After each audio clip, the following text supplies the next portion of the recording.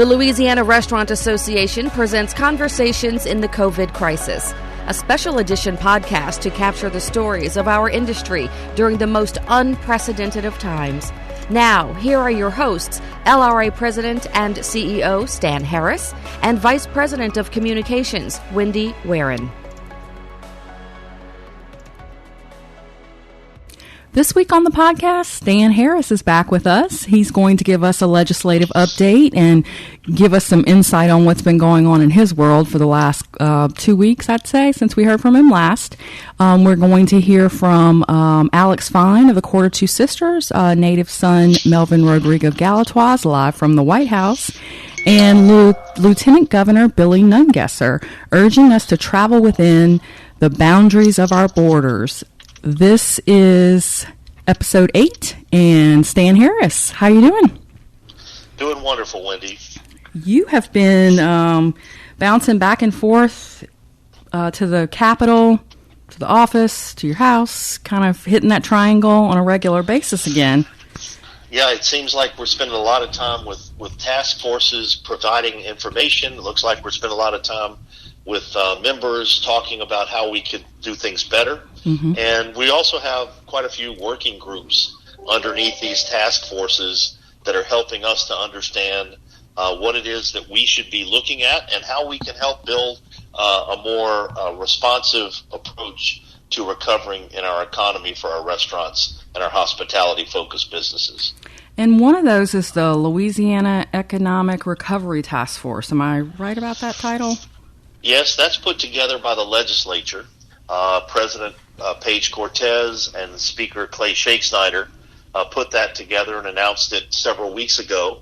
And I serve on an economic recovery part of that under Dr. Craig Green, who is on the Public Service Commission. And we submitted our report last week. And at the same time, they allowed me to present to the entire task force and all the public gathered a report on restaurants. And we were sharing the results of the second LRA survey that we had about some of the impact here in Louisiana, and got some very good questions on what the legislature could be doing to help our industry recover. And I want to tip my hat to both the Speaker and the Senate President for sending a bill to Governor Edwards earlier this week that was very welcome for us, that was asking them to mirror the White House guidelines for opening up America and really helping us get our capacity above 25%. Yeah. Nowhere in the document is that mentioned.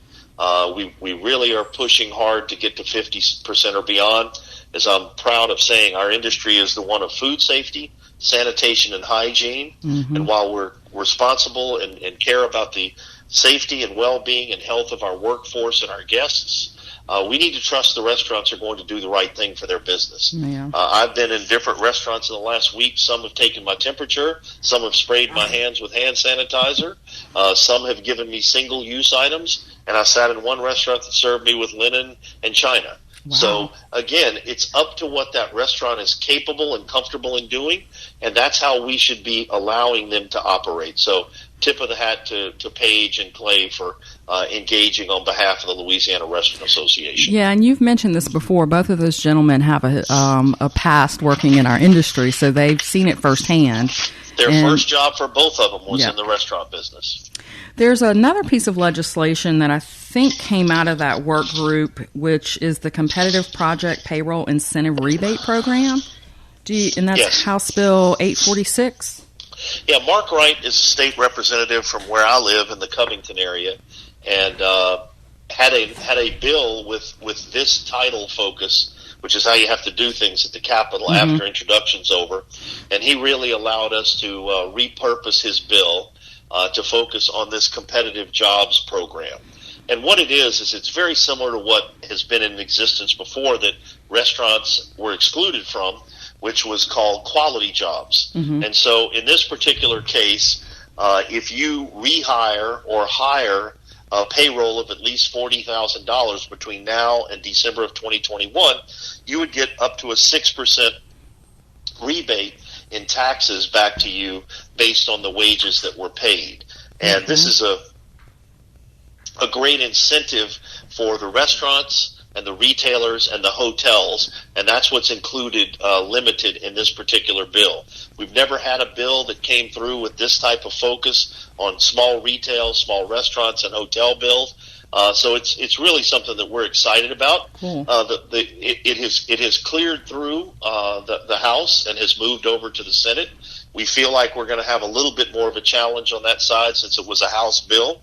But there is a fiscal note attached, and what a fiscal note means is it says the Legislative Fiscal Office determines that there is a cost to the state.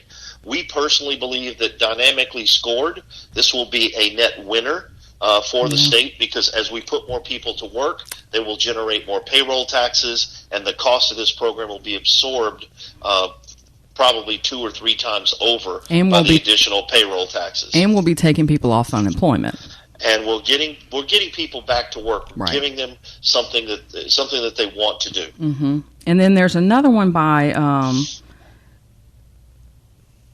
Patrick McMath.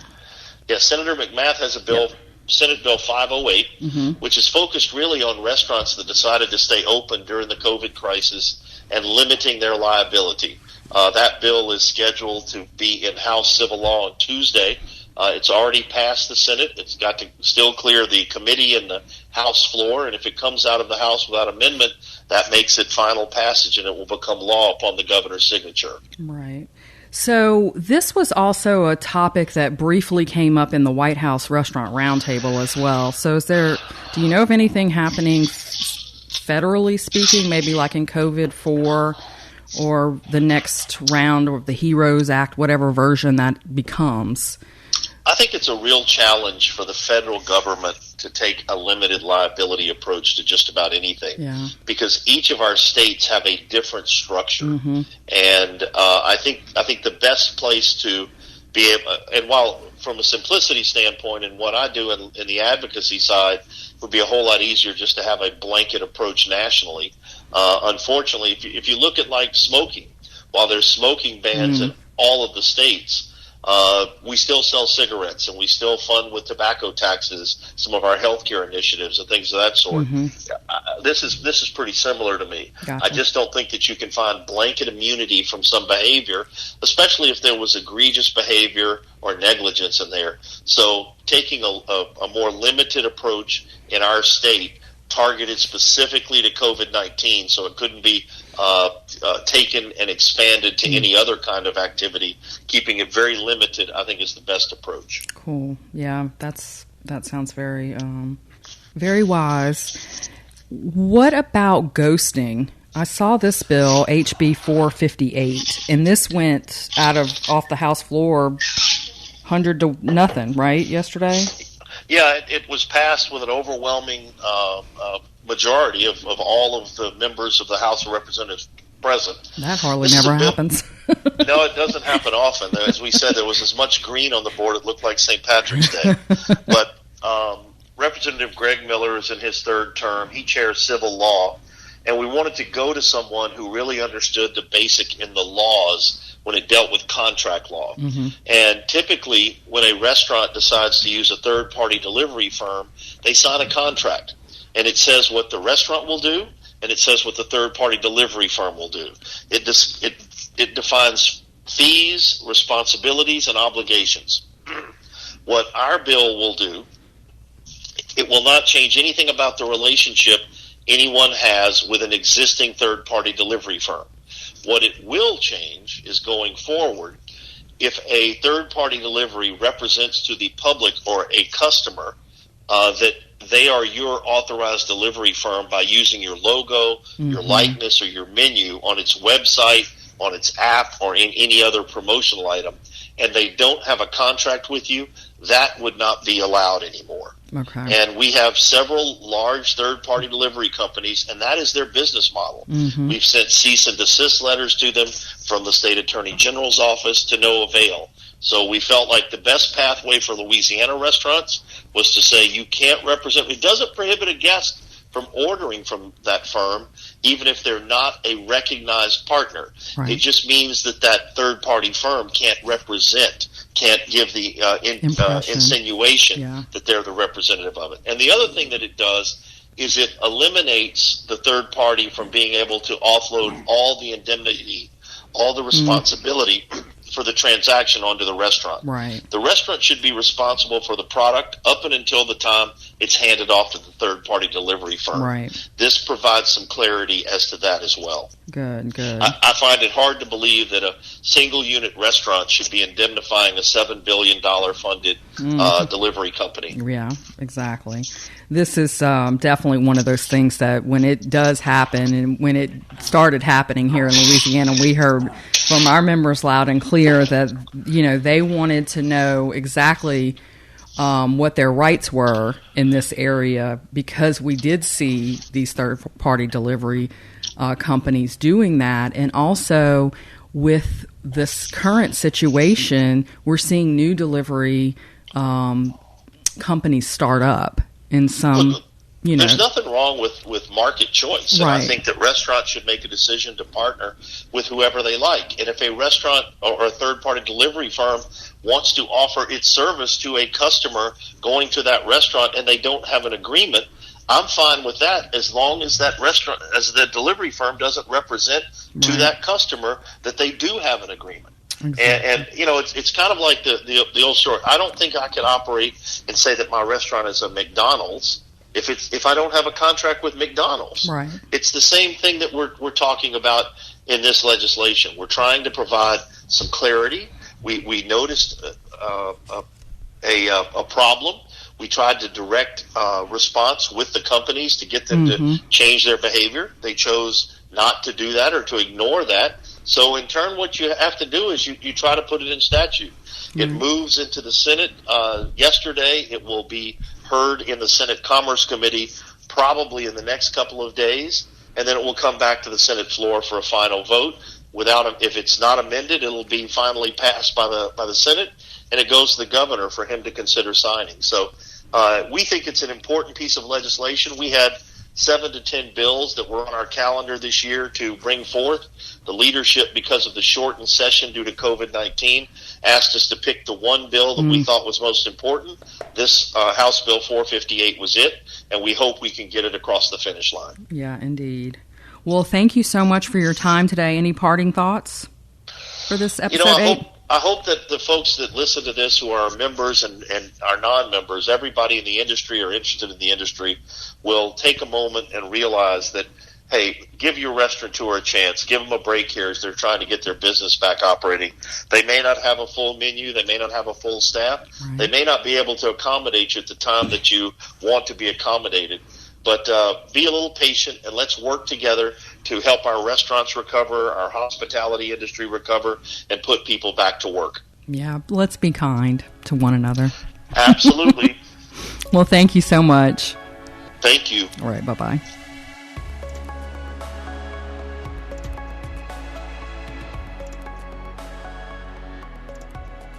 This is a great representation of restaurants from across the country. Jose with his 10,000, my 2 on Bourbon Street. I am the president and CEO of Galatoire's. We've been there since 1905. Yeah, right. And, restaurants are the cornerstone of so many communities where some big business is absent. Restaurants are there. And we employ so many people. We just appreciate how swiftly y'all have acted to bring relief our way. We think with just a few small changes in cover period and length of the cover period on the forgiveness of PPP, we have a real great opportunity. And, just the very nature of restaurants in general, we rely on social interaction. So it makes us really unique that we were hit hard quickly, and it's going to make our comeback really difficult. That being said, I'm glad to hear your news. Yeah. That there's my news negates what you just said, because you would be back into business like you had it. Yeah. No seats lost, et cetera, et cetera. So we'll see what happens, but it certainly negates it. Yeah. Yeah. So in the interim, we appreciate the opportunity to be in front of you. Longer cure periods on the test periods on the loans would be incredible. A city like New Orleans, we have 1,500 restaurants, but only 400,000 people. And so when you look at that, how do we survive? We survive with leisure and business travelers. 19 million visitors last year. And that being said, it's going to take us a little time to ramp back up. So we're looking forward to that period of time, and we believe that you guys have the opportunity to help us. We greatly appreciate it. We've survived Hurricane Katrina. We've survived the BP oil spill. Yeah. Restaurateurs are a resilient group, very tenacious, and so we're there, and we appreciate your help. So your area was amazing because it was hit hard, but it was very late.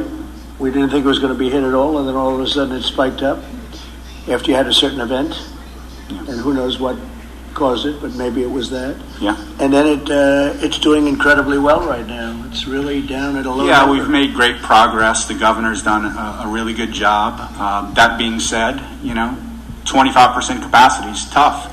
To literally think that this week when we reopen at 25%, we'll lose more money than last week because now we're incurring expenses. You got to get 100%, okay? Yes, sir. sir. Get up, and I hope it's going to be up very fast. I hope the governor does that pretty quickly. Let's see how it goes.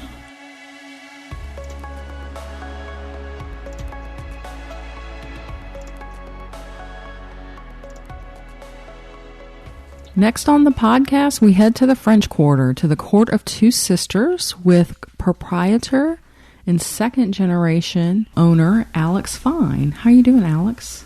I'm good, Wendy. How are you? I am still living the dream right here in my house.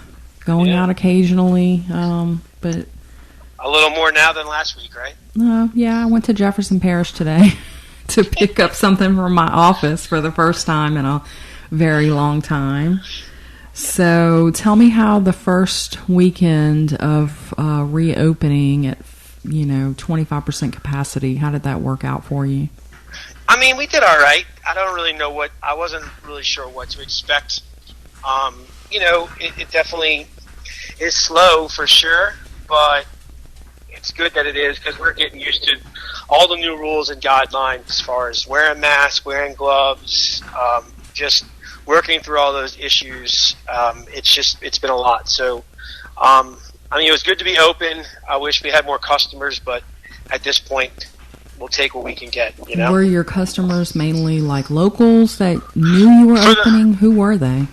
For the most part, I went around and talked to just about everybody. I had a couple people that were from other parts of Louisiana, but most everybody were locals, either heard about us through social media or just happened to be walking in the French Quarter.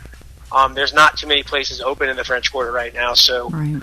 I guess there's a benefit to us to having less competition in the short term. But most everybody was a local, just, I guess, sick of being stuck inside. Were they receptive to the changes? Were they wearing masks? Were they following the rules?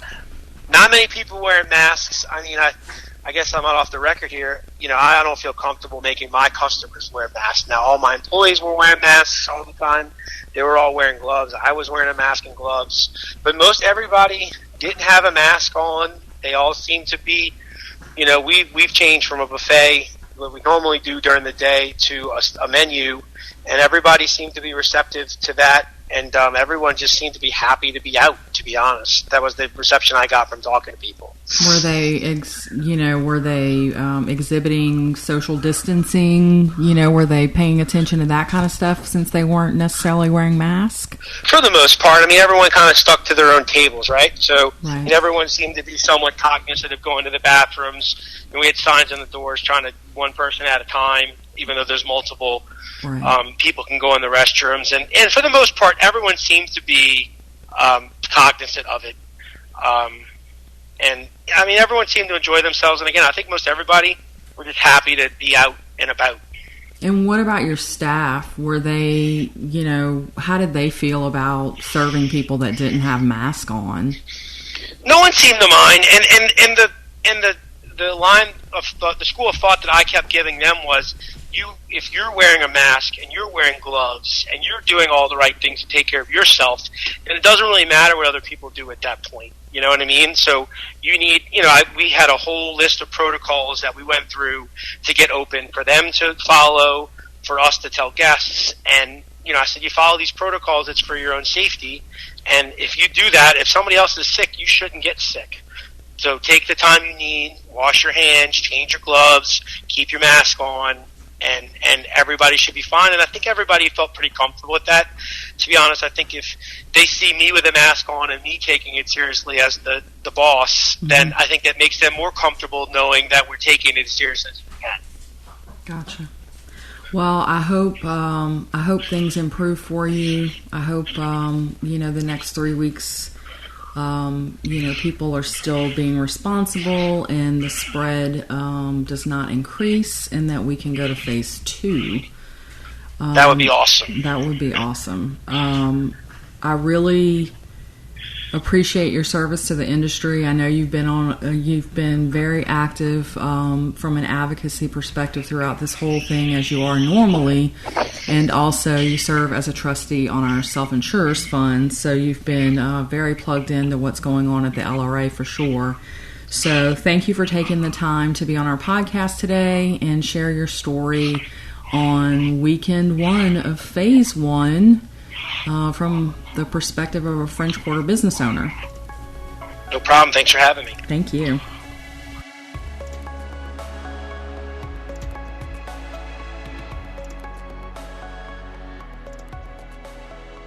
Next up on the podcast is Lieutenant Governor Billy Nungesser, a gentleman that is unfortunately, can be found at the center of communicating during a crisis. How you doing today, Lieutenant Governor? I'm doing great. We talk a lot on texting and the phone, and occasionally at an event over the last 10 years. And you've done Katrina. You have been in the middle of the oil spill communications, opposite me on CNN at times. What would you have ever thought? A pandemic? Never in a million years. And the difference between Katrina and the oil spill and the floods of 2016 that flooded 57 of the 64 parishes, where everybody wanted to help Louisiana, every state is dealing with this crisis. Yeah. So as we try to get the doors back open, we're competing against every state.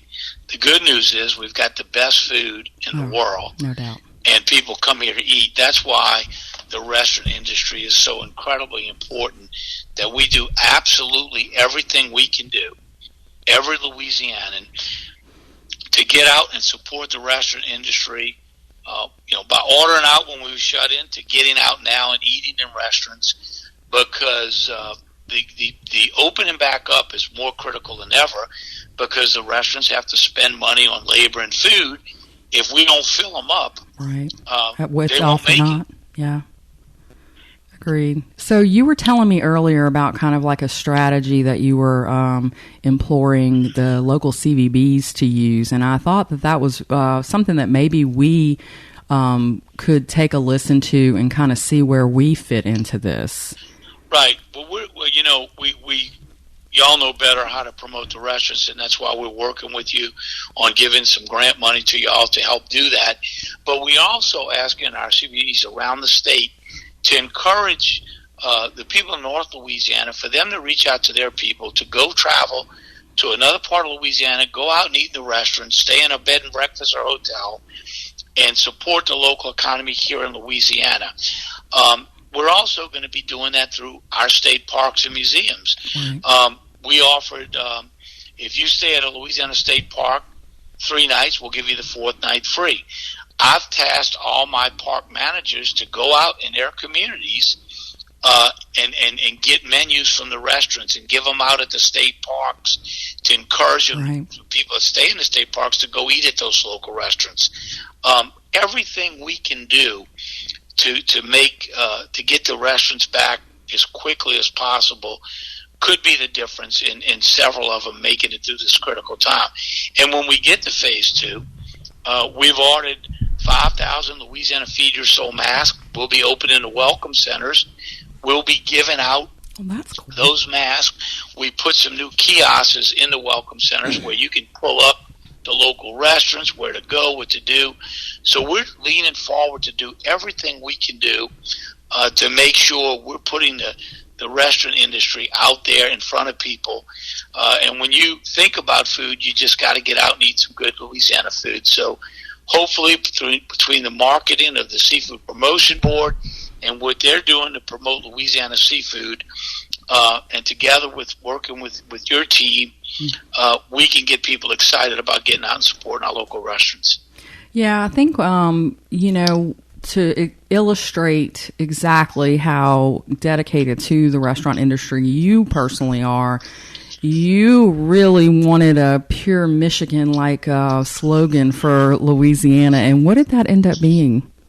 Louisiana, feed your soul. So, and we've won awards all over. Well, I grew up first in the offshore catering business, and I was in the catering business, had a restaurant at Lakewood Country Club I ran. I know what it takes, how hard it is to put a good meal out there, time in and time out. And we got incredible restaurants and chefs all over Louisiana. As a matter of fact, we just landed. We've offered Louisiana Lanyard to any convention or group that is thinking about rescheduling anywhere in the country. If you come to Louisiana, we're going to give you Louisiana seafood prepared by a local restaurant or caterer. We're going to give you a local musician to perform. So that Louisiana Lanyard, we're going to pay for your first night. We just booked the transportation group was going to Miami. They're now going to Lake Charles. We're talking to 15 other groups about why would you go anywhere else if you're going to get the first night free? That way we can help the seafood industry, a local restaurant, and a musician, and lure another group to Louisiana.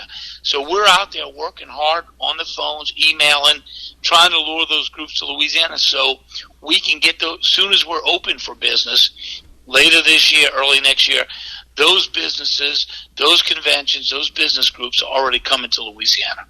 Exactly. Now tell me, you oversee the Seafood Promotion and Marketing Board under the Cultural, Recreation, and Tourism.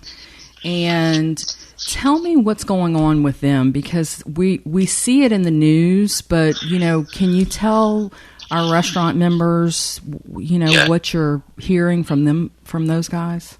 Well, what's happening is, they've been through the oil spill, then they went through the opening of the spillway, and then when the restaurant shut down, they had all this product and nowhere to go with it. So, as always, it's going to be a tough comeback for the seafood industry, but we're out there promoting people.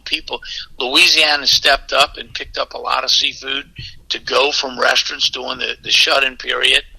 And we just got to keep it in the forefront of the importance of supporting local fishermen and the seafood industry and the crawfish farmers. So we'll have that good fresh product that makes our restaurants so special. So along with promoting that and promoting to go out and get some of that great seafood, we've been running promos from the Seafood Promotion Board. Go out and eat at your favorite local restaurant and ask for Louisiana seafood. It kind of helps both industries. And that's why working together with tourism, with the Restaurant Association, with our seafood industry, if we're all pulling in the same direction, we're going to really turn this thing around a lot quicker than a lot of other states will.